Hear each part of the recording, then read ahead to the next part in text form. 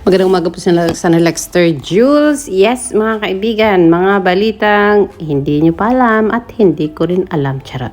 Huwag naman sanang kalaban si Dog Ivan. Bakit parang tamang duda si Liam o selos lang ba yan? So yes, mga kaibigan, maganda na po mga nangyayari sa Roja sa mga panahong ito, mga kaibigan, kasi nga po ayun nga at dumating na ang grupo ni Mr. Emil sa Alicante. Nako, marami pong nangyayaring kaguluhan, pero dito tayo sa Kilig Factor.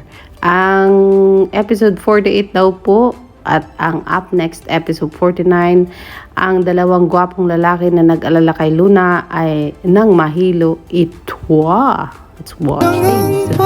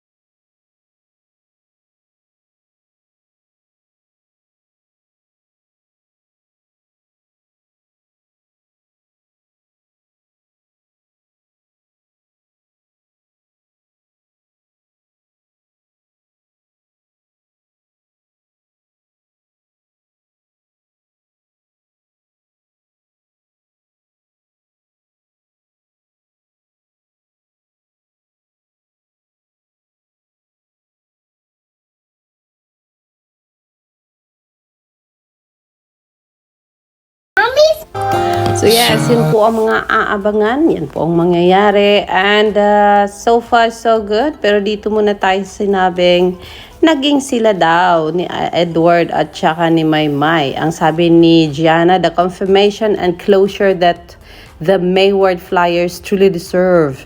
My Mayward heart is both sad because it ended and happy because we were never dilulu. Mayward was real. So naging si Edward daw at saka si Maymay.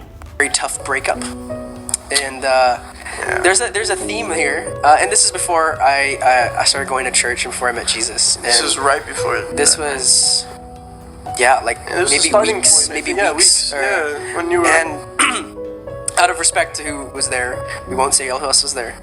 But I remember that night. I remember I drank pretty hard that night. Yeah. To the point where you were laughing at me because I shouted at them on the way home. Oh yeah, because we were so we loud. left the house. We were laughing. We did it in a home of one of our friends. Confused why he was so drunk. Because I was in pain. Yeah. I didn't know what the heck I was going. I didn't know what I was Yeah. feeling. I didn't know how to process, and so it was one of my attempts of.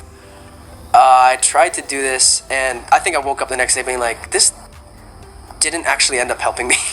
Does that make sense? Like, it didn't. So what happened was we left at like 4 a.m. from the house of a common friend of ours, and like I realized that again. I personally, I don't, you know this. I don't drink anymore. I haven't in a couple years. That's a conviction of mine, but. Let's just say some people are happy when they're drunk. I was very emotional. I had like a very big MMK moment where it's like, Oh yeah. and then like even our common friend was like, you can act. And I was like, I'm not Yeah, acting. you're just trying to make it. This hurts. But it hurt him even more. We were just trying to make him laugh. Another friend of ours started Man, it cleaning was the whole not working. house. It was not working. And then they were laughing in the car. I'm like, shut up, guys. Just shut up. I remember he shouted. We were like, Again.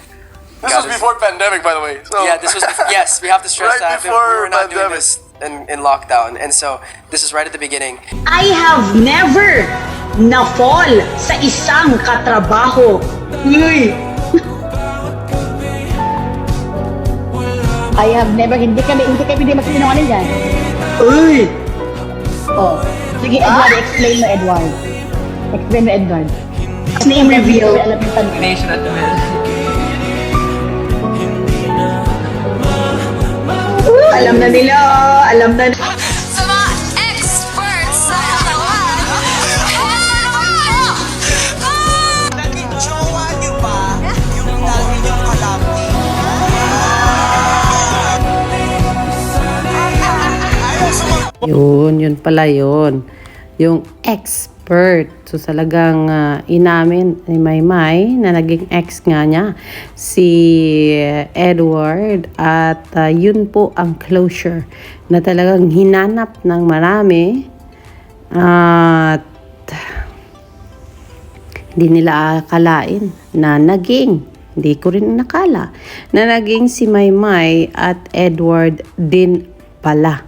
So, yun. So, it's the big bomb na pumutok sa linggong ito, mga kaibigan. Aba. So, yes, yan po ang pinaka masakit na malaman natin na naging sila pero wala na. Tapos na. Tapos na po ang episode or chapter ng buhay nila na kiniligan natin kasi ngayon nga ay meron na silang kanya-kanyang buhay. Si Edward ay magpapastor ba? Sabi daw ay may nakakitang may kasama ng iba habang si Maymay ay mayroon ng Joaquin. Aba.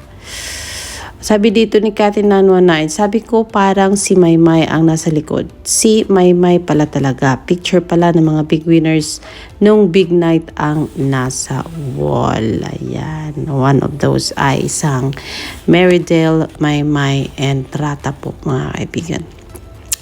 And there is one thing na gusto nating i-share sa inyo. Itong pagkakaroon ng dalawang teleserye ng isang Maymay and Trata na nakapasok sa Best Teleserye of 2025. Naks naman. Alam nyo ba? Hindi nyo pa alam. Pero nakita ko na to. Hindi ko lang magawan ng update na dalawa nga sa teleserye ni Maymay ang pasok sa Best TV Series sa 2025. Ito po ay ang sabi dito ni Netflix, Friends to Lovers is one thing, but Childhood Friends to Lovers, imagine, isa dito ay kasali si Happy Crush. Pero doon tayo sa balitang, isa ang Happy Crush sa pumasok sa pinakamagandang TV series ng taong 2025. Hindi lang po ang Happy Crush, mga kaibigan, kundi pasok din po ang Roja. O diba? Congratulations, Maymay and Trata. And ayun, kasi solo niya at dalawang taga-GMA pa ang kasama niya sa Happy Crush, habang pasok naman ang Roja na pinagbibidahan ni Donnie Pangilinan, Kyle Echari at syempre kasama ang isang Marydale, Maymay and Trata dito, mga kaibigan. So yan po muna ang ating pa-update on maganda, masaya at masakit na pa-update natin sa mga oras na ito sa buhay showbiz ng isang Marydale, Maymay and Trata po, mga kaibigan. Alexander Lexter Jules, magandang morning sa inyong lahat.